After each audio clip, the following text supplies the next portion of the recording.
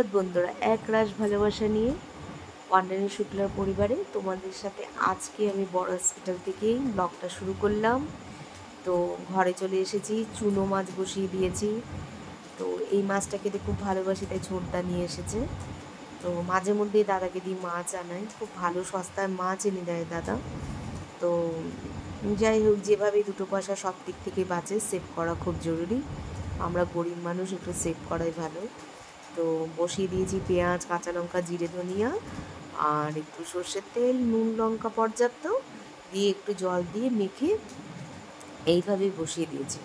তো এটা ওপার বাংলারই একটা রেসিপি। তো তোমরা ধনে পাতার জায়গায় হলুদ পাতাও ইউজ করতে পারো। মাকে দেখতাম মা ইউজ করতে, বেশ ভালোই লাগতো। তো এইভাবে 10 মিনিট মিডিয়াম ফ্লেমে রেখে তুলে নেব। দেখো কি সুন্দর মাছগুলো হয়ে গেছে না? এটা কোনো ঝোল ঝোল হবে না, একদম গা মাখা হবে। আর খেতে ভীষণ সুস্বাদু, জানো তো? গরম গরম ভাত হবে আর এই মাছ হবে, এত ভালো লাগে চিন্তার বাইরে। আমাদের বাড়িতে, বাপের বাড়িতে দুটো পুকুর, দাদারা অনেক মাছ ধরতো ছোটো থেকে, প্রচুর মাছের নাম জানি, মাছ খেতে ভালোবাসি। আর ছেলেই দেখো বসে সারাক্ষণ পড়ছে। সবাই বলে যে মানে ইন্টারনেটে থেকে অনেক কিছু ঘটে যাচ্ছে, কি করে বলো? ও সফটওয়্যার ইঞ্জিনিয়ার, তো ওর তো এই ছাড়া উপায় নেই। তো দুপুরে মেনুতে আজ রইল লেবু, হাঁসের ডিম করেছিলাম। আর লেবুগুলো বাপের বাড়ি, ওদের গাছে হয়েছে। আর এখানে হচ্ছে মূলো শাক করেছিলাম। আর এই মাছটা তো তোমাদের সবাইকে দেখালাম। তো হাঁসের ডিম বেশি খেতে নেই, কিন্তু জানো তো ছোটদা বেশ বড় বড় হাঁসের ডিম ছোটদাকে বলে রাখি আগের থেকে, তারপরে ছোটদা নিয়ে আসে। তো অবশ্যই টক ডাল করেছি দাসের জন্য আজ অনেক দিন পরে। আর ভাত তো খাবোই আমরা। দিয়ে চলো আমরা দুপুরে খাবার সেরে নিই। দুই বোন মিলে ফোন করলাম ঘুম থেকে উঠে, চল ব্লগ করতে যাব। তো দুই বোন মিলে আমরা চলে যাচ্ছি। আমরা রেল শহরে থাকি, আমি খড়গপুরেই থাকি। আমার শহর খড়গপুর বলতে আমার খুব গর্ববোধ হয়। আমাদের খুব ভালো শহর, জানো তো? মানে শান্তিতে আমরা এখানে বসবাস করতে পারি। দেখো মেলায় চলে গেছি, এটা হচ্ছে গেট।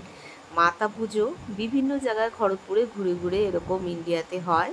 তো ইন্ডিয়ার খড়গপুরে যেহেতু থাকে, আমাদের পশ্চিম মেদিনীপুরে এরকমভাবেই এক এক জায়গায় মানে বসে পুজোটা হয়, খুব আনন্দ হয়। বড় বড় মেলা বসে, দেখেছো কি সুন্দর লাইটিং করেছে? এটা গণেশ ঠাকুর।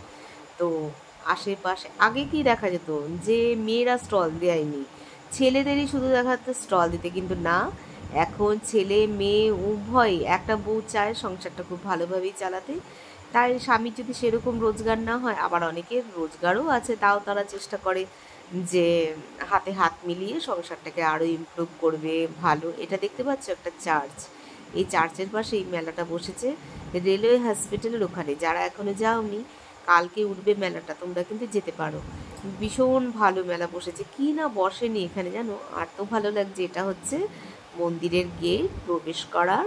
আমি আর টুম্পা এখান দিয়ে মানে প্রবেশ করছি। আগের বছর এসেছিলাম, একবার তো মধুমিতাকে নিয়ে হেঁটে হেঁটে চলে এসেছিলাম, অথচ এখানে মেলা হয়নি। আবার বুয়াচারি আমার সাথে হেঁটে হেঁটে ঘরে গেছে। মধুমিতা খুব একটা কিন্তু ভালো মেয়ে, আমি, কণিকা, মধুমিতা তিনজনই একটা বন্ডিংটা ভালো, আমরা সবাই ঘুরি।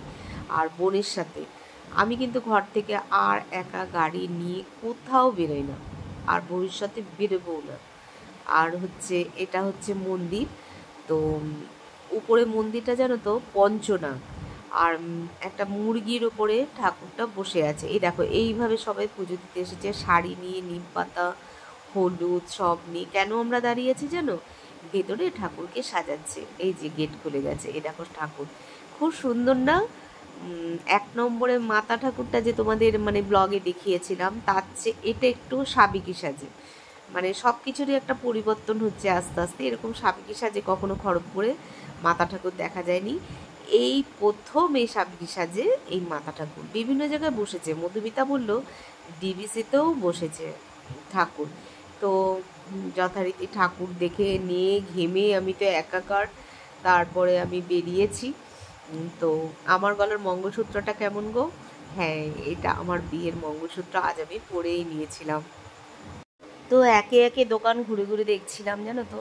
কত সুন্দর সুন্দর দোকান বসেছে দেখো, কিন্তু কি কপাল, বাইরের খাবার খেতে পারি না, কি বড় বড় সুন্দর সুন্দর খাবার, এগরোল সব খেতে পারি না। আর দেখো এটা না মানে স্করপিও, মেয়েরা দেখো বসেছে বন্দুক বিক্রি করতে, দেখছো? মেয়েদের কখনো অবহেলার চোখে দেখো না, এখন আর সেই দুনিয়া নেই। তার চেয়ে সাইকিয়াট্রিস্ট দেখিয়ে নেওয়া ভালো। মেয়েদেরকে দুস্থ চোখে দেখাচ্ছে, মেয়েরা সব পারে, বলে না নারী সব পারে, হ্যাঁ সব পারে। একটা মা হিসাবে যদি একজনকে জন্ম দিয়ে তাকে বড় করতে পারে, একটা মাও সব কিছু করতে পারে, একটা নারীও অনেক কিছু করতে পারে। তো অনেক মেয়েরাই বসেছে, তোমাদের বলছি খুব স্ট্রাগল করছে। জানো এখানে এক্সিবিশন হয়, কালকে মেদিনীপুরে কিন্তু এক্সিবিশন রয়েছে সুদর্শনী গ্রুপের, তো তোমরা যেতেই পারো। তো আমি এই ব্লগের থ্রুই বলে দিচ্ছি, আমার বোন ওখানে থাকবে। এগুলো আমি কিনে নিলাম, এটা 50 টাকায় 250 গ্রাম। আর বোনকে কিনে দিলাম ঝুড়ি ভাজা, খুব দুজনে মিলে আনন্দ করছিলাম, ওই ঝুড়ি ভাজা খাচ্ছিল। এইগুলোই আমরা দুই বোন মিলে বিভিন্ন জায়গায় ঘুরে ঘুরে করি, কিন্তু জানো তো তাও আমাদের পিছনে লাগার লোকের শেষ নেই, নজর লেগে যায়। এই যে আমি আর সঙ্গমিত্রা যেতাম জিমে, কি নজর যে লাগলো, এদিকে আমারও শরীর সেরকম ভালো যাচ্ছে না, ওইদিকে মেয়েটাও বিছানায় পড়েছে। খুব মিস করি ওকে প্রত্যেক দিন আমি। তো যাই হোক, কিছু তো করার নেই। কাপ ডিশ এগুলো বসেছে, এই যারা যারা কিনবে চলে এসো, তো এরা খুব কষ্ট দিয়ে স্টল ভাড়া করে বসেছে, একটু প্লিজ প্লিজ এদের হেল্প করে দিও। এরা অনেক কষ্ট করে অনেক অনেক দূর থেকে আসে। দেখো খুব কিন্তু রিজনেবল প্রাইসে দেখা যাচ্ছে, 20 টাকা 5 টাকা সব হরেক মাল জিনিস পাওয়া যাচ্ছে। টুম্পা তো ফুচকা ছাড়া নড়বে না, টুম্পা তো ফুচকা খাবেই। আমি একবার গামলার দিকে ভিডিওটা তোমাদের দেখিয়ে দিলাম, গামলাটা দেখে পছন্দ হয়নি।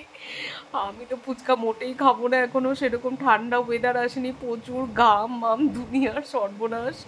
তো যাই হোক, সব কিছু ঘুরে ঘুরে দেখছিলাম, বেশি দেখছিলাম, 50-60টা ফুচকার দোকানই বসেছে।